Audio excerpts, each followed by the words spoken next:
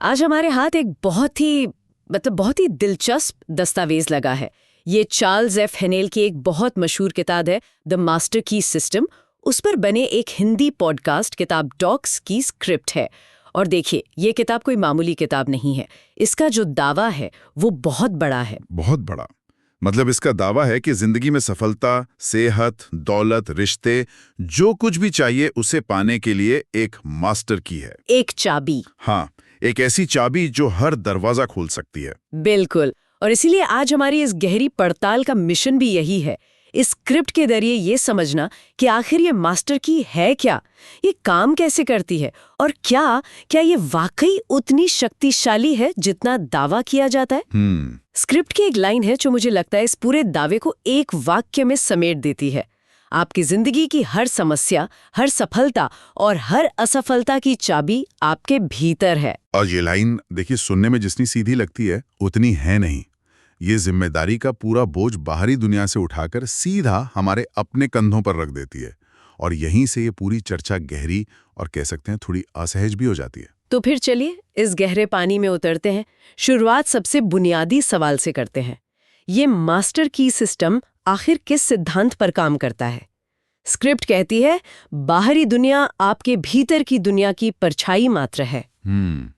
सच कहूं तो ये सुनने में किसी आध्यात्मिक गुरु की कही बात ज्यादा लगती है। इसका असल जिंदगी में क्या मतलब है?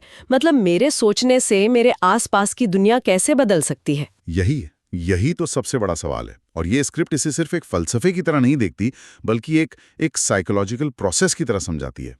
ये कहती है कि हमारा मन सिर्फ चीजों के बारे में सोचता नहीं है, वो असल में चीजों का निर्माण करता है। अच्छा। हम अपने जीवन के फिल्म के सिर्फ दर्शक नहीं हैं, हम उसके डायरेक्टर हैं। दिक्कत यह है कि हम में से ज्यादातर लोग अनजाने में एक ऐसी फिल्म डायरेक्ट कर रहे हैं जो हमें पसंद ही नहीं है। ठीक है, डायरेक्टर वाली बात समझ में आती है। लेकिन एक डायरेक्टर के पास कैमरा होता है, पूरी क्रू होती है, एक्टर्स होते हैं। हमारे पास क्या है? सिर्फ हमारे विचार। ये ये थोड़ा अधूरा सा लगता है। यहीं पर ये स्क्रिप्ट एक बहुत ही दिलचस्प मॉडल सामने रखती है। वो कहती है कि हमारे पास सिर्फ विचार नहीं है, बल्कि एक पूरा का पूरा प्रोडक्शन हाउस है, जिसके 2 मुख्य डिपार्टमेंट हैं। 2 डिपार्टमेंट? हाँ, और यहीं से ये सिस्टम काम करना शुरू करता है।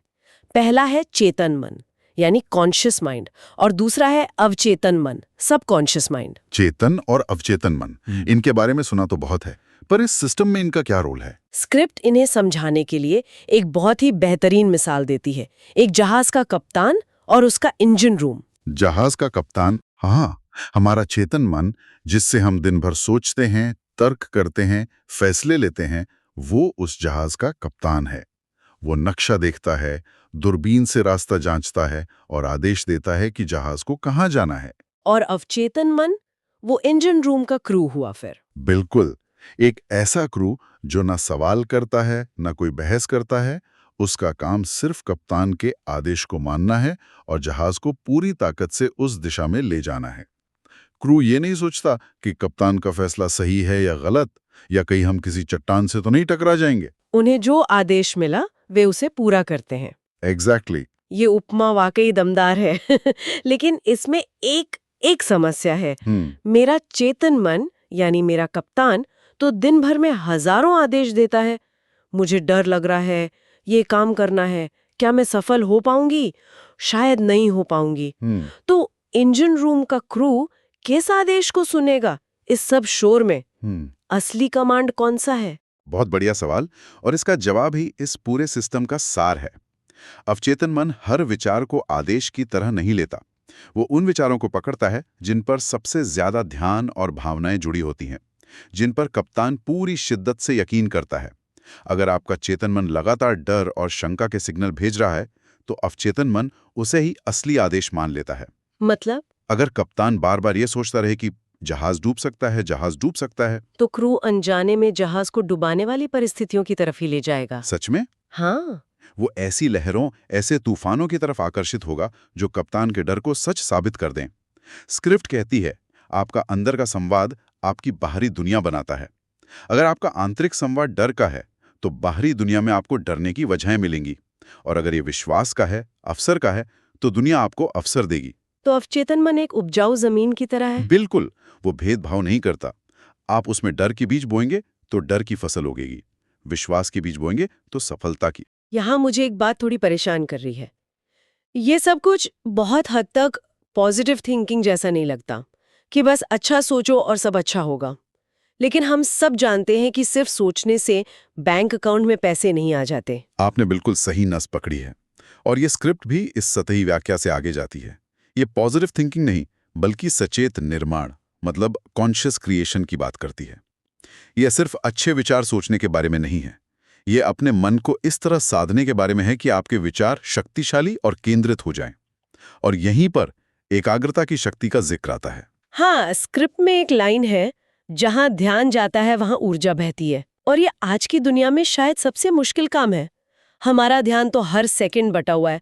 Phone notifications, email, social media, एक भटका हुआ मन ही जैसे हमारा डिफॉल्ट मोड बन गया है। और स्क्रिप्ट के हिसाब से यही हमारी सबसे बड़ी कमजोरी है।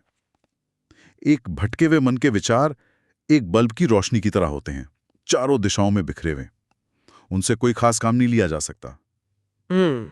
लेकिन जब आप उसी ऊर्जा को एक लेजर की तरह एक बिंदु पर केंद्रित करते हैं, तो वो स्टील को भी काट सकती है। एकाग्रता हमारे बिखरे हुए विचारों को लेजर बीम में बदल देती है। तो इसका हल क्या है? क्या हमें घंटों तक ध्यान लगाना होगा? नहीं, किताब का सुझाव बहुत ही सरल है और शायद इसीलिए इतना असरदार भी। सुझाव है कि रोज बस कुछ मिनट, मान लीजिए 15 मिनट, शांति से बैठें और अपने विचारों को कंट्रोल करने की कोशिश करें। उन्हें एक ही लक्ष्य पर टिकाए रखें। ये तो मुश्किल होगा। शुरुआत में बहुत मुश्किल लगेगा, मन हजार जगह भागेगा, लेकिन धीरे धीरे आप अपने मन के मालिक बनना सीखते हैं। आप ये तय करना सीखते हैं कि आपका ध्यान कहाँ जाएगा। और यहीं पर स्क्रिप्ट का वो सबसे विवादित और शायद सबसे शक्तिशाली विचार आता है। परिस्थितियां कारण नहीं होती, वे परिणाम होती हैं। सच कहूं तो जब मैंने ये पहली बार पढ़ा तो मुझे ये बात थोड़ी चुभी। मैं समझ सकता हूँ। कोई इंसान अगर गरीबी में पैदा हुआ है या किसी गंभीर बीमारी से जूझ रहा है, तो ये कहना कि उसकी परिस्थिति सिर्फ उसके विचारों का परिणाम है, क्या ये थोड़ा असंवेदनशील नहीं है? ये तो सिस्टम की, समाज की या किस्मत की भूमिका को पूरी तरह नकारने जैसा लगता है। ये एक बहुत ही वाजिब आपत्ति है और इसे ठीक से समझना जरूरी है। स्क्रिप्ट ये नहीं कह रही कि बाहरी चुनौतियां असली नहीं हैं, वे बिल्कुल असली हैं। स्क्रिप्ट में एक उदाहरण है, गरीब पैदा होना एक परिस्थिति हो सकती है, लेकिन जीवन भर गरीब रहना सोच का परिणाम है। हाँ, मैंने पढ़ा। इसका मतलब ये नहीं है कि उस व्यक्ति को कोई सामाजिक या आर्थिक बाधा नहीं झेलनी पड़ती, बिल्कुल झेलनी पड़ती हैं। इसका मतलब ये है कि उन बाधाओं के बावजूद उसका जो अंतिम परिणाम है वो उसकी आंतरिक सोच और उसकी प्रतिक्रिया तय करेगी। क्या आप इसे थोड़ा और समझा सकते हैं, एक उदाहरण से? जरूर। मान लीजिए 2 लोग हैं, दोनों एक ही मुश्किल परिस्थिति में हैं। दोनों की नौकरी चली गई। पहला व्यक्ति सोचता है, मेरी तो किस्मत ही खराब है, अब कुछ नहीं हो सकता, इकोनॉमी बहुत खराब है। उसका चेतन मन ये आदेश अपने अवचेतन को भेजता है। नतीजा, उसका अवचेतन मन उसे निराशा की पुष्टि करने वाले सबूत दिखाएगा। उसे हर जगह नाकामी ही नजर आएगी और वो शायद कोशिश करना ही छोड़ देगा। बिल्कुल। अब दूसरा व्यक्ति उसी परिस्थिति में सोचता है, ठीक है, ये एक मुश्किल चुनौती है, लेकिन ये एक मौका भी हो सकता है। शायद मैं इससे बेहतर कुछ कर सकता हूँ, मैं क्या नया सीख सकता हूँ। अब ये व्यक्ति अपने अवचेतन को अवसर और समाधान का आदेश भेज रहा है। नतीजा, उसका मन उन मौकों को देख पाएगा जो पहले व्यक्ति को नजर ही नहीं आ रहे थे। परिस्थिति एक ही थी, पर दोनों के परिणाम उनकी सोच के कारण से बिल्कुल अलग होंगे। सही है। तो ये बाहरी दुनिया को नकारना नहीं है, ये अपनी आंतरिक शक्ति को पहचानना है। ठीक है, अब ये ज्यादा लॉजिकल लग रहा है। ये जिम्मेदारी लेने के बारे में है, किसी को दोष देने के बारे में नहीं। तो अगर हमारी सोच ही कारण है और जीवन परिणाम, तो फिर समृद्धि और सफलता का राज क्या है? इसका राज भी इसी सिद्धांत में छुपा है। स्क्रिप्ट कहती है कि समृद्धि कोई बाहरी चीज नहीं, बल्कि चेतना की अवस्था है, अ स्टेट ऑफ कॉन्शियसनेस। ज्यादातर लोग सोचते हैं कि जब मेरे पास बहुत सारा पैसा होगा तब मैं अमीर महसूस करूंगा। ये सिस्टम कहता है कि ये समीकरण उल्टा है। उल्टा मतलब? मतलब पहले आपको अपने भीतर अमीर और समृद्ध महसूस करना होगा, तब बाहरी दुनिया में धन आपकी ओर आकर्षित होगा। ये पहले बनो फिर पाओ का सिद्धांत है। अच्छा। सफल होने के लिए पहले आपको अपने मन में एक सफल व्यक्ति बनना होगा। स्वस्थ होने के लिए पहले आपको अपने भीतर स्वास्थ्य की भावना को मजबूत करना होगा। लेकिन ये तो एक और मुश्किल पहेली है। कोई व्यक्ति जो कर्ज में डूबा है वो अमीरी की चेतना कैसे विकसित कर सकता है? ये तो खुद को धोखा देने जैसा नहीं हुआ? ये खुद को धोखा देना नहीं है, ये अपनी चेतना को, अपने माइंड को रीप्रोग्राम करना है। किताब ये नहीं कहती कि आप दिखावा करें कि आपके पास करोड़ों रुपए हैं। वो कहती है कि आप उन चीजों पर ध्यान केंद्रित करें जो आपके पास पहले से हैं। कृतज्ञता का भाव, ग्रैटिट्यूड, उसे विकसित करें। हर छोटी बड़ी चीज के लिए? हाँ, अच्छी सेहत, परिवार, सिर पर छत, भोजन। जब आप अभाव की सोच से ध्यान हटाकर प्रचुरता की, अबंडेंस की सोच पर ले जाते हैं, तो आप अपने अवचेतन को एक नया आदेश भेजते हैं। अब मेरे पास कुछ नहीं है कि सिग्नल की जगह मेरे पास बहुत कुछ है का सिग्नल भेजते हैं, और आपका अवचेतन उसी नए सिग्नल के आधार पर आपकी वास्तविकता को आकार देना शुरू कर देता है। तो ये सब घूम फिर कर बात वहीं आ जाती है कि ये दुनिया से लड़ने के बारे में नहीं है, बल्कि खुद को समझने और साधने के बारे में है। असली मास्टर की तो हमारे अंदर ही है। बिल्कुल, यही इस पूरी किताब का सार है। असली मास्टर की है अपने चेतन और अवचेतन मन के रिश्ते को समझना और उसे कंट्रोल करना सीखना। जो ये सीख गया वो अपने जीवन का मालिक बन गया। आत्मनियंत्रण और आत्मज्ञानी वो चाबी है। इन सब बड़े और गहरे विचारों के बाद स्क्रिप्ट एक बहुत ही व्यवहारिक प्रैक्टिकल कदम पर आकर खत्म होती है। वो सिर्फ सिद्धांत बताकर नहीं छोड़ती। और ये बहुत जरूरी है, क्योंकि ज्ञान बिना अमल के, बिना प्रैक्टिस के अधूरा है। सिर्फ शांत रहें, बस इतना ही। इन सारे बड़े बड़े दावों के बाद हल इतना सा? क्या सिर्फ 5 मिनट शांत बैठने से कुछ होगा? इस सुझाव की सादगी ही इसकी सबसे बड़ी ताकत है। ये भारी या डरावना नहीं लगता। ये पहला कदम है। ये उस भटके हुए मन को साधने की शुरुआत है। ये उस तूफानी विचारों वाले जहाज में कप्तान की कुर्सी पर वापस बैठने जैसा है। उन 5 मिनटों में आप पहली बार अपने विचारों के गुलाम होने की बजाय उनके मालिक बनते हैं। आप सचेत रूप से ये चुनना शुरू करते हैं कि आप अपने अवचेतन की उपजाऊ जमीन में कौन से बीज बोना चाहते हैं। ये छोटा सा कदम ही पूरे सिस्टम की नींव है। तो किताब टॉक्स के इस स्क्रिप्ट के जरिए हमने द मास्टर की सिस्टम की दुनिया की एक झलक देखी।